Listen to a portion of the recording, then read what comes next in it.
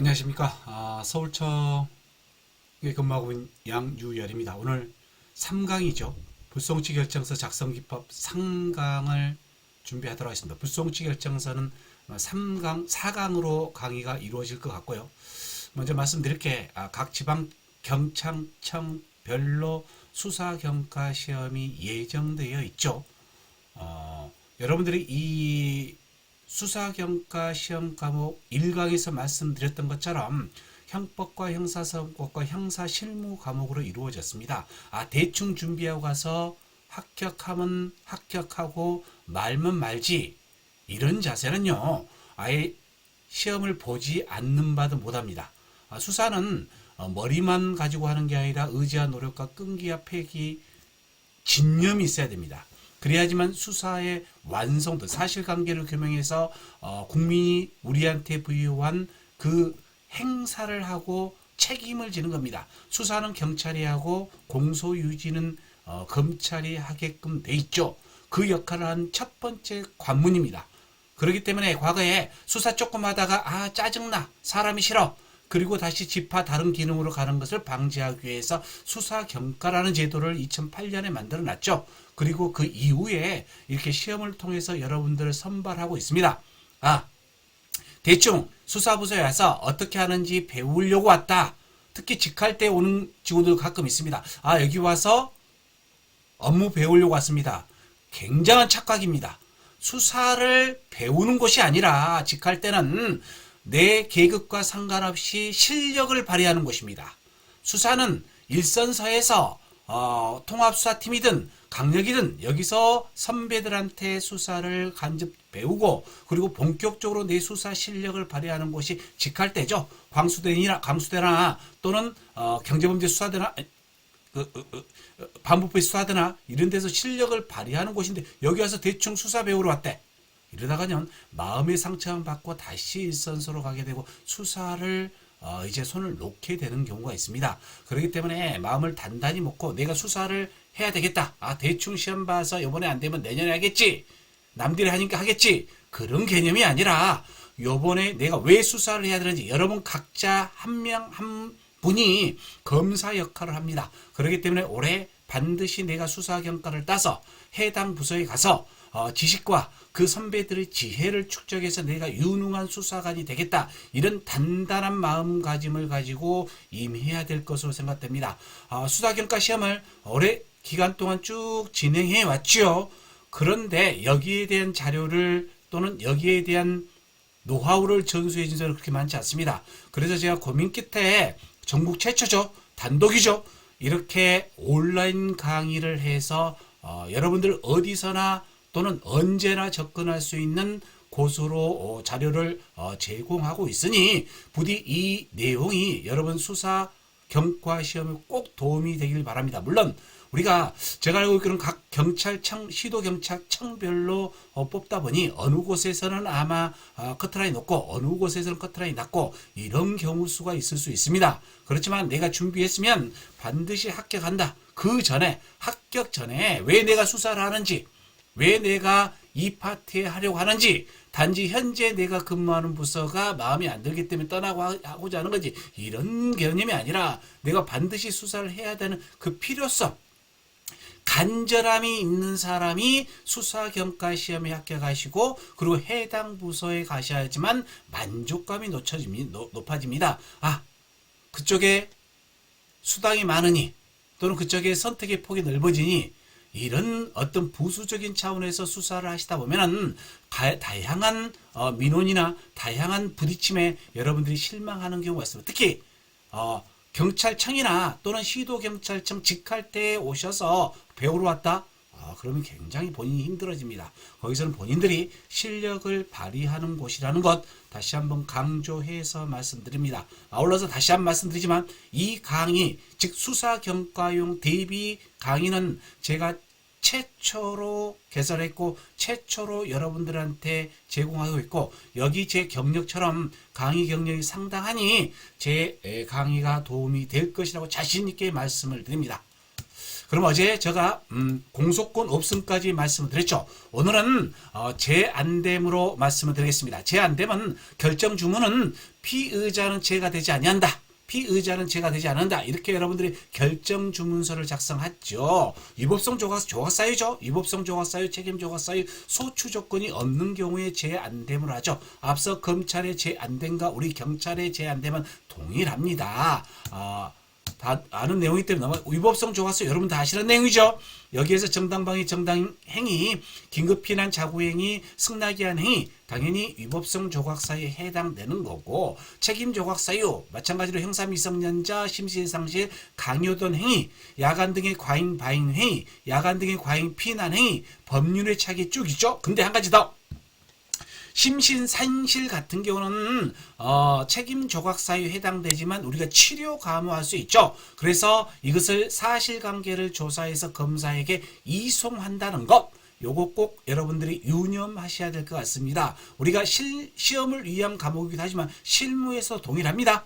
그렇기 때문에 이것도 꼭 참고하셔야 될 필요가 있습니다. 소추 조건이죠. 친족 상도로에 다시 한번 말씀드렸지만 범인 은닉 증거 인멸 이것은 명예훼손이죠. 명예훼손 위법성 조각 사유를 말씀하는 거죠. 310조. 그리고 폭처법에서 흉기 소지 폭력에 대한 정당방위 및 야간의 과잉 방위 행위 당연히 말씀을 드렸습니다. 넘어가도록 하겠습니다. 죄가 안 됨, 다시 한 번 말씀드리면은 우리가 죄가 안 되면 고의 과실이 없는 것은 죄가 안 됨이 아니죠. 이건 구속 요건에 해당사에 없는 것이므로 혐의 없음 결정을 하셔야 된다는 것 말씀드렸습니다. 죄가 안 됨 사유에 해당되는 건 공소권 없음과 동일하게 반드시 기록의 객관적인 자료가 현출돼야 된다는 겁니다. 자료가 현출돼야 된다는 거죠. 그리고 형사미성년자도 마찬가지고 당연히 이것은 뭐죠? 행위시죠. 범행 당시를 기준으로 합니다. 범행 당시를 기준으로 미성년자 여부를 따진다는 거 다시 한번 강조해서 말씀을 드리겠습니다. 또 계속 같은 말입니다. 일반적인 또 읽어보시면 아시는 내용이고요. 읽어드리겠습니다. 위법성 조각사유, 명예훼손죄에서 위법성 조각사유, 과잉방위, 과잉피난 행위에는 그 행위가 위법성 또는 책임을 조각하는 사유에 해당하는지에 관해서는 면밀하게 수사해야 한다는 거죠. 그리고 결국 이것은 객관적인 자료가 기록에 현출돼야 된다. 즉 기록에 첨부돼야 된다. 내 말 가지고는 안 된다. 내가 보고 하는 것까지는 안 된다. 내 객관적인 자료가 첨부돼야 된다는 건 당연한 거죠. 형사미성년자에게도 가족관계 증명서라든가 객관적인 자료가 첨부돼야 된다는 걸 그것도 말씀을 드린 겁니다. 심실 상실도 마찬가지고 치료 감호 청구를 해야 되기 때문에 이 사건은 검사에게 이송해야 된다. 앞서 말씀드린 내용입니다. 혐의 없음으로 갑니다. 아마 여러분들이 특히 통합수사팀으로 가시는 분들은 가장 많이 하는 게 혐의 없음 결정일 겁니다. 혐의 없음은 두 가지죠. 피해자는 범죄 인정되지 아니해서 혐의 없음이 되는 경우가 있고 증거 불충분해서 혐의 없음이 되는 경우가 있죠. 즉 범죄 인정되지 않는다는 것은 구속요건에 해당성에 해당이 되지 않아. 구속요건에 해당되긴 되나 저 사람이 범인이 아니야. 이런 경우는 범죄 인정되지 않아서 혐의 없는 거죠. 아니 저 사람이 혐의는 있어. 그런데 이 사람을 범행을 입증할 자료가 부족해. 즉 증거가 불충분하다는 거죠. 그래서 증거 불충분할 혐의 없다. 이 두 가지 개념을 하시고 여러분이 결정 주문을 할 때는 피의자는 범죄 인정되지 아니하여 혐의 없다. 또는 피의자는 증거 불충분할 혐의 없다. 두 가지 형태로 진행을 하고 있죠. 경찰과 검찰의 차이점은 없습니다. 당연한 내용이죠. 넘어가도록 하겠습니다. 다시 한번 보겠습니다. 혐의 없음 사유 첫 번째는 범죄 인정되지 않는 경우죠. 보시겠습니다. 여기서 피의 사실 자체는 진실해요. 그 행위는 사실이야.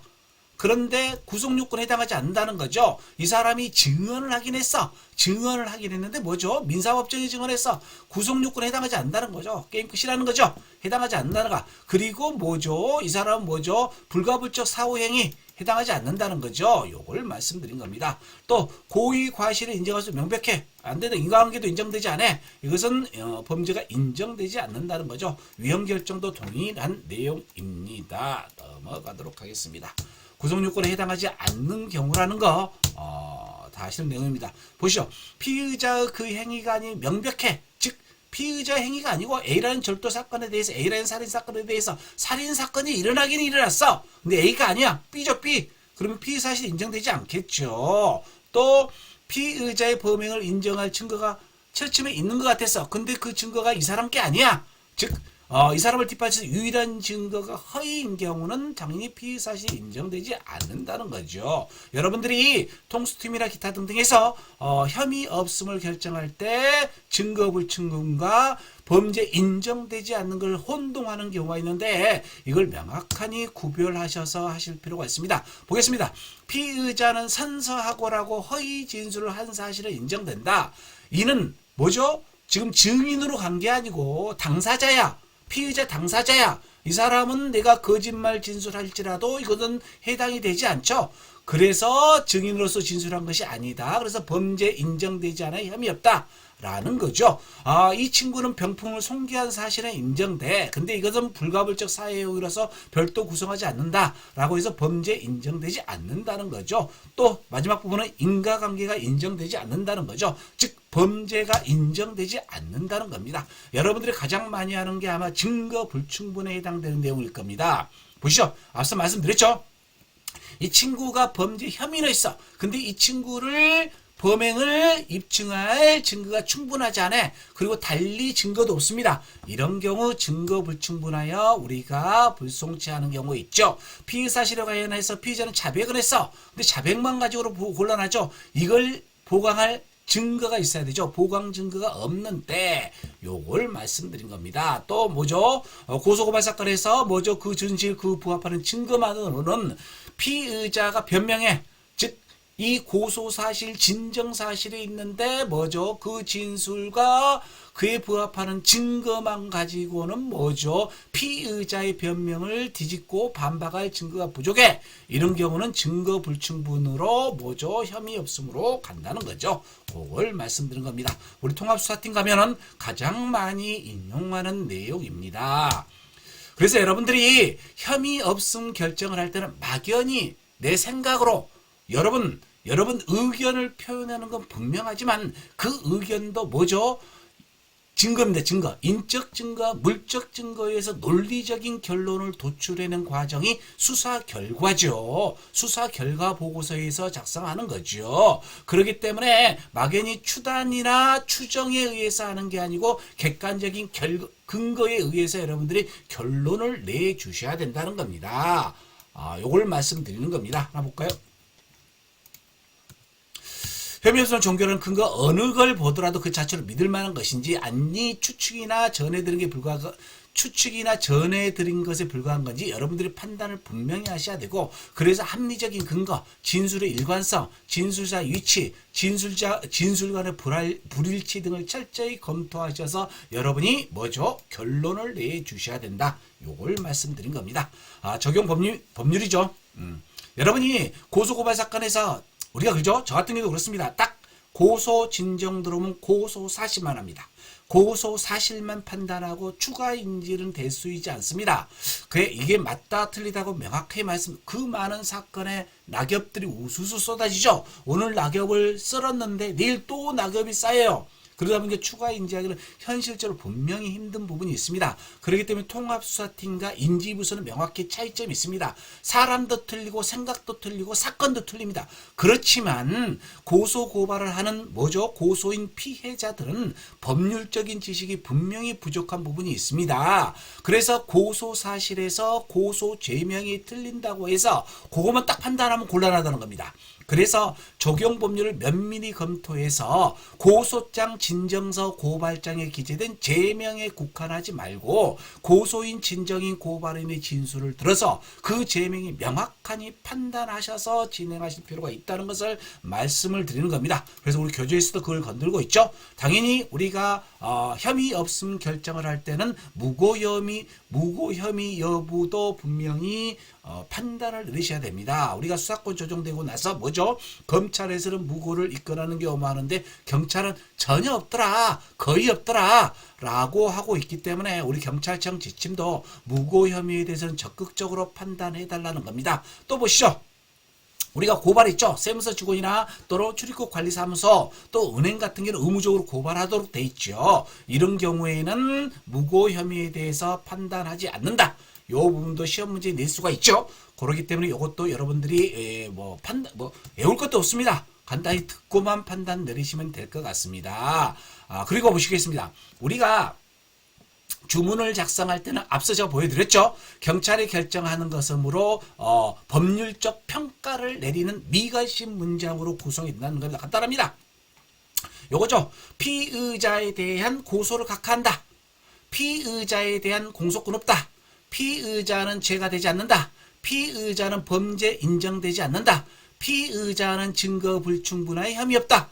이렇게 미과식으로 작성해달라는 겁니다. 과거에는 의견이었죠. 이건 보지도 마십시오. 보지도 않고 이미 우리가 수사권 조정된 지 몇 해가 흘렀습니까? 그렇기 때문에 지금 피의자에 대한 고소를 각하한다. 피의자는 공소권 없다. 피의자는 죄가 되지 않는다. 피의자는 범죄 인정되지 않아 혐의 없다. 피의자는 증거 불충분한 혐의 없다. 이런 식으로 미과식으로 결정 주문을 작성해 주신다는 겁니다. 그런데 보겠습니다. 우리가 결정 주문을 할 때 이 피의자가 한 명이 아니라 죄명이 한 개 여러 개일 수도 있죠. 그래서 피의자 땡땡 사기는 공소권 없음. 피의자 그리고 사문서 유지는 증거 불충분한 혐의 없음. 또는 피의자 어떤 거에 대해서는 범죄 인정되지 않아 혐의 없음. 이렇게 해주시면 되겠죠. 또 단일 피의자 예를 들어서 보겠습니다. 절도나 사기 있죠. 각각의 일시에 따라서 죄명이 되죠. 이것도 마찬가지입니다. 10년 5월 7일 사기는 범죄 인정되지 않은 혐의였고 6월 23일 사기는 증거 불충분한 혐의 없다. 이렇게 각각 분설해서 작성을 해야 된다는 겁니다. 달라는 게 아니고 해야 된다는 걸 말씀드린 겁니다. 또 피의자가 여러 명 있죠. 근데 피의자가 여러 명인데 단일 결정을 하는 경우가 있죠. 이런 경우가 피의자들은 증거 불충분한 혐의 없다. 피의자들은 범죄 인정되지 않은 혐의 없다. 근데 피의자들이 여러 명인데 다수 결정을 하는 경우가 있죠. 피의자 한 땡땡은 증거 불충분한 혐의 없다. 피의자 강 땡땡은 범죄 인정되지 않은 혐의 없다. 증거 불충분한 혐의 없다. 피의자 남 땡땡은 죄가 되지 않는다. 이 피의자에 해당되는 각각에 대해서 이렇게 결정 주문을 작성해 주시면 되겠다. 요 말입니다.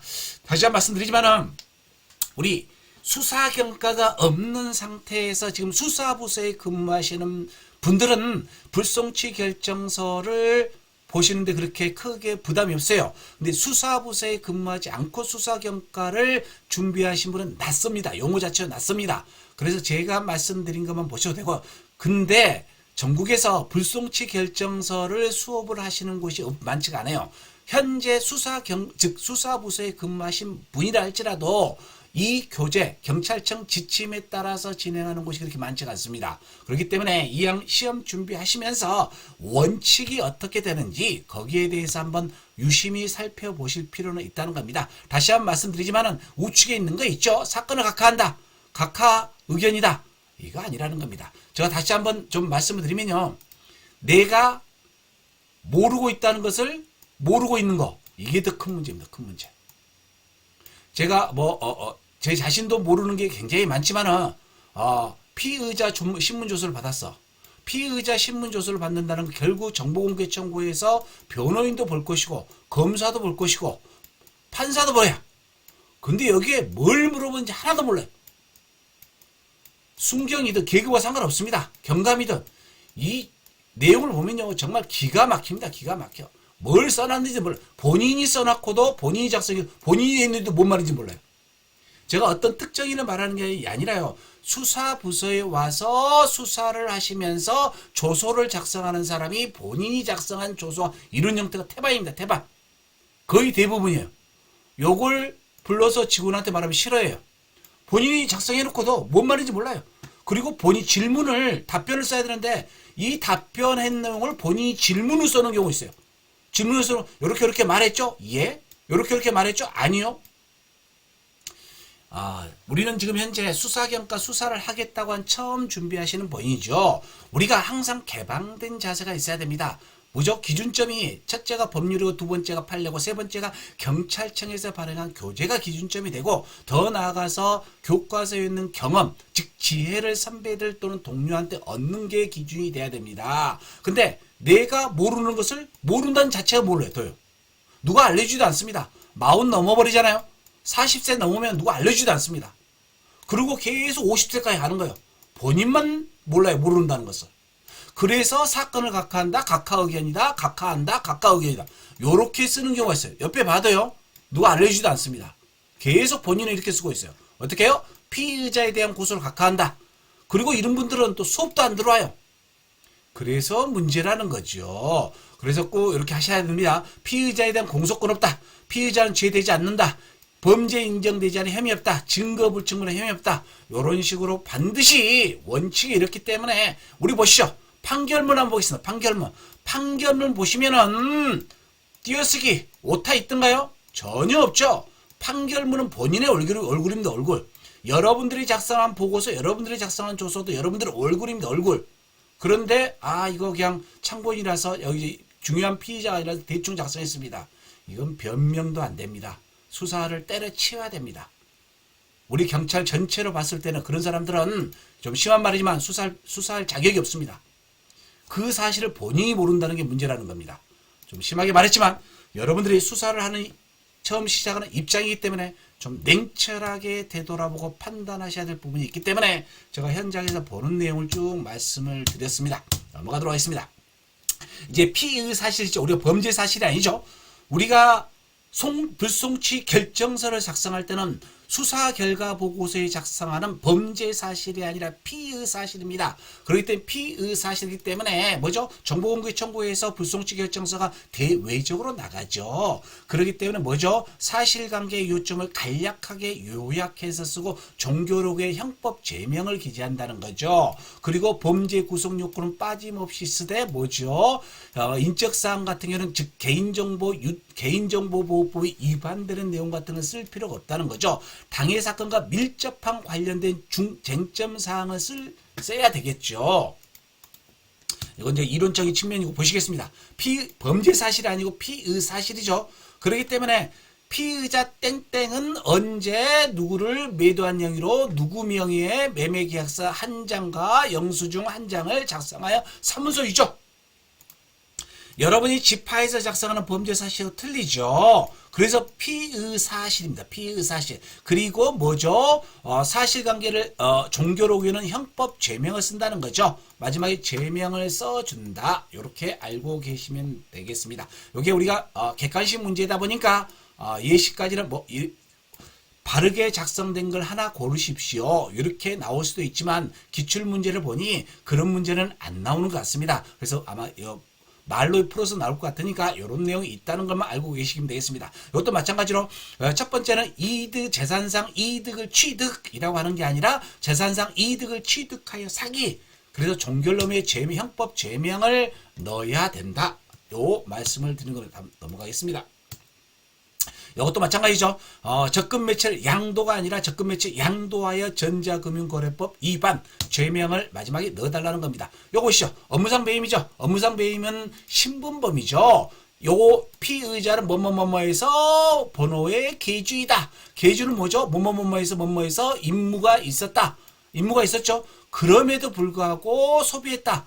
이로써 누구죠? 재산상 손해를 가했다는 거죠. 피해자에게. 요게 구성요건이죠.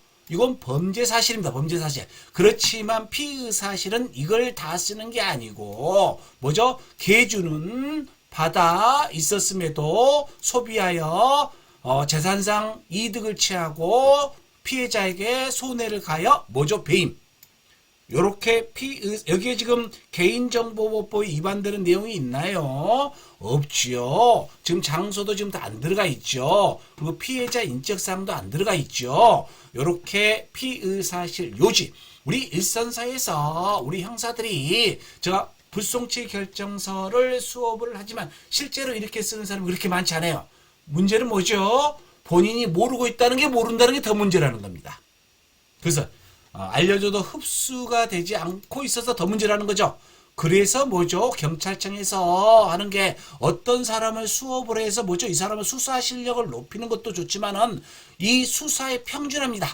A, B, C의 경찰관들이 수사가 어느 정도 평준화되기를 원하죠. 그래서 지금 경찰수사연수원 각 교육기관에서 신임 수사관을 4주 동안 교육을 하고 있습니다. 수사의 평준화를 위해서. 요게 목표입니다. 목표. 우리가 표현이 맞으면 지금은 제 친구가 검사이기도 하지만 검사하고 방금 전에 통화했지만 우리는 직장이 지금 없어져 버렸대요. 없으면 어떨지 모르겠대. 근데 우리가 2200명, 2400명 검사방에 가면은 그래도 국민들이 어느 정도 기대 수준이 있습니다. 각 방에 가더라도 어느 정도 처리될 거라는 기대 수준이 있어요. 근데 국민들이 우리 경찰을 봤을 때 복골복이에요. A라는 경찰관에 갔을 때와 B라는 경찰관에 갔을 때하고 기대 수준이 틀릴 수가 있어요. 그래서 누구 어떻게 되죠? 내가 아는 사람한테 전화해서 좀 더 좀 신속하게 좀 더 자세히 기록을 살펴봐 달라고 하는 게 지금 현실이라는 거예요. 여러분들이 수사를 해서 이런 선입관을 없애고 뭐죠? 내가 맡은 사건은 명확하니 사실관계를 규명해서 뭐죠? 처리하겠다는 거죠. 지금 이슈가 되고 있는 게 뭐가 있지요? 지금 살인사건이죠. 살인사건. 폭행에 대한 살인사건이죠. 살인사건에서 이 사람이 그 영화감독이 사망했음에도 뭐죠? 그 피의자가 불구속됐다.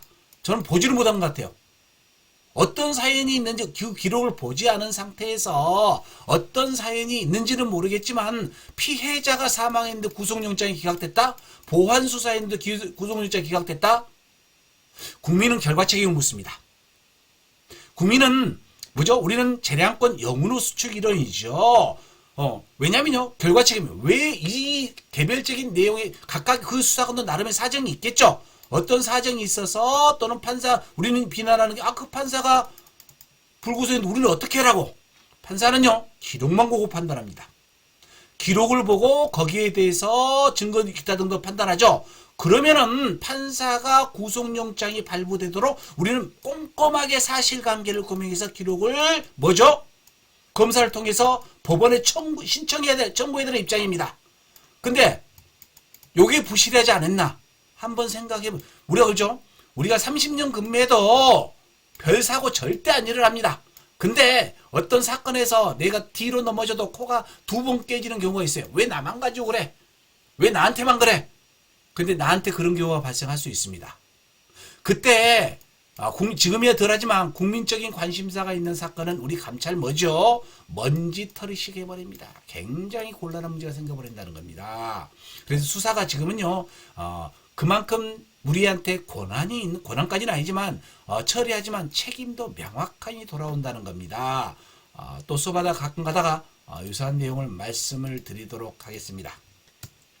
넘어가겠습니다. 불송치거지 피의사실이죠. 피의사실 요것은 우리가 범죄사실에 나오기 때문에 간단히 말씀드려요. 우리는 범죄사실 수사보고 작성하는 거 어느 것 하나 임의적으로 작성할 수 있는 권한이었습니다. 다 규정이 있습니다. 행정서류 작성하는 거, 날짜 작성하는 거 다 규정이 있습니다. 규정에 따라서 하는 겁니다. 그래서 뭐지요? 우리가 원칙적으로 금액을 쓸 때는 뭐죠? 숫자가 원칙입니다. 숫자로 쓰는 게 원칙이죠. 뭐 1억 2,322만 4,520원 숫자로 쓰는 게 원칙이에요. 그런데 숫자가 원칙이지만 뭐죠? 만억 조경은 요것도 한글로 쓸 수 있다는 겁니다. 예외적으로 숫자 이렇게 숫자로 쓰는 게 원칙이지만 뭐죠? 만억 조경만 단위로 쓸 수 있다는 겁니다. 그래서 여러분들이 2천만 원을 편취하고 할 때 2천만 원 숫자 쓸 수 있어요. 그렇지만 2천만 원 그리고 뭐죠? 우리 띄어쓰기도 잘해야 됩니다. 만하고 원은 띄었어야 되죠. 여러분 우리가 실용글씨를 보는 이유가 있죠. 우리가 이 보고서 쓸 때 다 등사해서 가져갑니다. 복사해서 가져가요. 내가 작성하는 보고서 띄어쓰기 철자 틀려봐요. 심지어 어떤 경우도 있는지 알아요? 띄어쓰기가 틀렸다고 진정 넣는 경우도 있어요. 거기서 뭐죠? 가볍게 본다는 겁니다. 내 보고서의 신뢰도가 떨어진다는 겁니다. 그렇기 때문에 여러분들 이런 부분까지 꼼꼼하게 챙기세요. 어떤 보고서 보면요, 우리 직원들 저 신임만 말한 게 아니고 고참도 보면요, 이 500원 이렇게 쓴 사람도 있어요. 500원, 뭐 500원 이렇게 쓰신 분도 있어요. 이 본인만 모르게 딱 보고서 딱 보는 순간요. 그 사람 딱 평가 내려버립니다. 다시 한 말씀 드리지만은 뭐죠? 숫자로 쓰는 게 원칙이고 만억조경은 한글을 병행해서 쓸 수 있다는 겁니다. 또 금 얼마 아닙니다. 금빼라는 겁니다. 금 표현하지 않는다는 거죠. 이렇게 써야 된다는 겁니다. 이건 규정입니다. 규정. 규정을 말씀을 드리는 것. 또 우리가 날짜를 쓰는 거 있죠. 우리 여러분들 보시면은 2020년 월 아닙니다. 수사보고에서는 원점으로 쓰죠. 이렇게 원점으로 쓰라는 겁니다. 원점. 그리고 오후 2시 아닙니다. 여러분 지파에서도 오후 2시간에 우리는 24시간제를 쓰고 있습니다. 어디? 규정에 의해서. 그래서 연월을 쓸 때는 뭐죠? 원점으로 쓰고 24시간 채로 쓰는 거죠. 우리가 만약에 CCTV에서 26년 3월 4일 23시 52분이라고 이걸 쓰면 돼요. 근데 우리 어떤 분이 진술을 들었을 때 52분까지 안 나오죠? 그러기 때문에 경을 씁니다. 경. 23시경. 23시쯤이라는 거죠. 09시경. 어떤 사람은 또 09시인데 900경 쓰는 데 아니죠. 24시간 체계죠. 09시경. 이렇게 쓰는 거죠. 또 모르면은 우리가 피의사시 시간은 최대한 특정을 하겠죠. 경으로 쓴다 그랬죠. 오전경, 오후경, 저녁경, 새벽경. 이렇게 쓰면 되겠죠. 하순경, 중순경, 초순경. 최대한 이렇게 특정해 주시라는 겁니다. 요걸 말씀드리는 겁니다. 이것은 범죄 사실이 나오기 때문에 간단히만 말씀하고 넘어가도록 하겠습니다. 다시 한 말씀드리면 피의자 순서에 따라 피의자 물론 우리가 피의자가 중한 사람부터 쓰겠죠. 그리고 제명도 중한 게부터 쓰겠죠. 그걸 말은 앞서 어제 시간에 제가 말씀드렸죠. 정땡땡 장땡땡에서 정땡땡이 더 중하단 친구죠. 장땡땡이 서열 2번, 서땡땡이 넘버 3, 김땡땡이 넘버 4. 요 중요도에 따라 정해지고 이 친구의 중요 제명 따라서 이 친구는 뭐죠? 횡령이죠. 횡령하고 뭐죠? 모욕의 정땡땡은 모욕에 해당된다는 겁니다. 그래서 피의사실, 피의자 정땡땡은 뭡니까? 지금 현재 횡령이었죠. 요렇게 해서 소비하여 횡령. 요렇게 그리고 나죠. 제명은 나라고 쓴다 했죠. 말해서 모욕. 정땡땡이죠. 그리고 장땡땡 보고 있습니다. 장땡땡은 정땡땡과 공모해서 뭐죠? 장땡땡이 나죠. 사기 미수죠. 그런데 사기 미수는 여기 사문서 유저가 먼저 나오고 사기 행사 나오고 그 다음에 미수 나왔죠. 근데 사문서를 날짜가 선행이죠. 사문서를 위조하고 이걸 행사해서 결국 이걸 제시해서 미수에 그쳤다는 거죠. 그래서 장땡땡은 이렇게 써주는 겁니다. 물론 제명은 사기 미수가 더 높기는 하지만은 순서에 따라서 이 친구가 이거에서 작성해서 위조하고 이걸 행사해서 이걸 속이고 제시해서 사기 미수에 그쳤다. 요걸 말하는 겁니다. 서땡땡은 뭐죠? 방조죠. 이렇게 해서 방조. 피의 사실이죠. 지금 현재 불송치 결정서에 작성하는 겁니다. 김땡땡은 취득이죠. 그리고 이 땡땡은 공무집행방해. 요걸 말씀을 드리는 겁니다. 넘어가도록 하겠습니다. 불송치 이유. 불송치 이유는 수사 결과 밝혀진 논리적인 거죠. 여러분 간단히 쓰면 됩니다. 간단히 쓰면 되고 수사 결과 밝혀진 사실을 뭐죠? 여러분 추측. 예단이 아니고 증거에서 판단한다는 거죠. 증거에서 판단하면서도 구체적이면서도 간결하게. 말은 쉬워요. 구체적이면서도 간결하게. 이게 뭐리요? 말이요? 막걸리요? 라고 할 수도 있지만 그래도 하시다 보면 구체적이면서도 간결하게 기재할 수가 있습니다. 여러분 시험 문제 나올 때 말이요? 막걸리로 맞추시면 되겠습니다. 한번 보시죠. 혐의 없음 결정을 할 때 피의사실에 부합하는 증거가 무엇인지, 즉 지금까지 수사했는데 부합되는 증거, 일치되는 증거가 무엇인지, 왜 그 증거를 나는 배척할 수밖에 없는지, 어떤 증거상 배척했는지, 왜 증거를 배척했는지, 증거상 또는 어떤 점이 부족했는지, 그리고 어떤 점이 입증이 곤란한가, 이 부분을 여러분들이 설치를 해주면 수사 결과 보고서도 마찬가지죠. 부합되는 증거가 뭔지, 배척을 했는지, 어떤 점이 부족한지, 입증이 왜 곤란한지 이것을 여러분들이 뭐죠? 불송치 이후에 작성해 준다는 겁니다. 또 죄 안 되는 경우에는 범죄 성립 요건이 어떤 부분이 조각되어 있고 그 조각 사유는 어떤 증거에서 인정되는가, 이걸 쓰시는 겁니다. 추측 아닙니다. 증거입니다. 증거에 의해서 인적 증거든 물적 증거든 증거에 의해서 여러분들이 판단을 내리셔야 된다는 겁니다. 보시겠습니다. 작물이죠. 작물이라면 재산 범죄에 의해서 영득한 그 물건 자체인데 이것은 뭐죠? 작물을 처분한 대가죠. 그러니 작물이 아니라는 거예요. 그래서 불송치하겠다는 겁니다. 불송치 이유죠. 또 뭐죠? 친고죄 고소는 뭐죠? 6개월 이내에 해야 되죠. 6개월에 고소해야 하는데 뭐죠? 6개월이 경과한 후인 언제 고소가 제기되기 때문에 안 된다. 이 말입니다. 이걸 논리적인 근거에서 증거에 의해서 해달라는 내용입니다. 넘어가도록 보겠습니다. 그러면요, 우리가 불송치 이유로 했을 때 수사 결과 보고서도 마찬가지입니다. 다툼 없이 인정되는 사실을 쓰고 뭐죠? 피해자가 먼저죠. 고소인 또는 고소인이 피해자죠. 피해자가 주장하는 요지 그리고 피의자의 변명 그리고 여러분들이 판단을 내립니다. 뭐죠? 증거에 의해서 판단 내리고 법률에서 판단 내리죠. 그리고 결론을 합니다. 결론. 이 패턴으로 나가는 겁니다. 1항, 가항, 다툼 없이 인정되는 사항, 나항, 고소인의 주장, 다항, 피의자의 주장, 그리고 라항, 판단, 그리고 1, 증거, 2, 뭐죠? 판례 또는 법률적인 판단, 그리고 라항, 뭐죠? 결론 이렇게 작성하시면 되겠죠. 그런데 이 경우 보겠습니다. 근데 우리가 혐의 없으면 이렇게 쓰지만은 앞서 말씀드렸다시피 각하나 공소권 없음이나 이런 경우는 굳이 뭐죠? 고소인의 주장, 피의자 주장 쓸 필요가 없겠죠. 그렇기 때문에 각하나 공소권 없음이나 이런 경우 같은 경우는 제안된 같은 경우에는 간단히 다툼 없이 인정되는 사실 그리고 바로 뭐죠? 증거, 결론 끝이죠. 굳이 고소인 주장, 피의자 주장 쓸 필요가 없다는 겁니다. 뭐에 대해서는 각하 공소권 없음 그리고 제안된 같은 경우는 그렇게 쓰시면 되겠죠. 한번 실제 사례 작성 예를 한번 살펴보도록 하겠습니다. 이게 보시죠.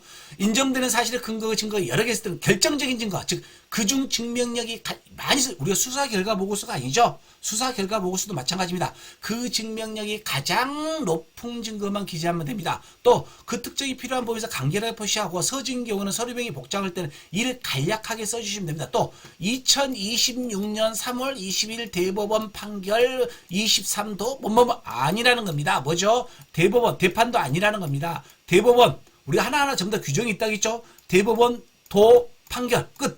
헌재 헌바 결정 뜻 이렇게 표시해 주시면 되겠습니다. 그리고 인정사실입니다. 그 근거가 되는 핵심 증거를 가로 안에 기재하고 인정사실과 증거가 관계를 명확히 설명해 달라는데 우리가 말로 해봤자 여러분들이 뭔 말이요 이렇게 하실 수 있죠. 그래서 실제 작성된 사례를 보시고 이해하시는 게 훨씬 빠르십니다. 사례를 보면서 말씀을 드리도록 하겠습니다. 보시겠습니다.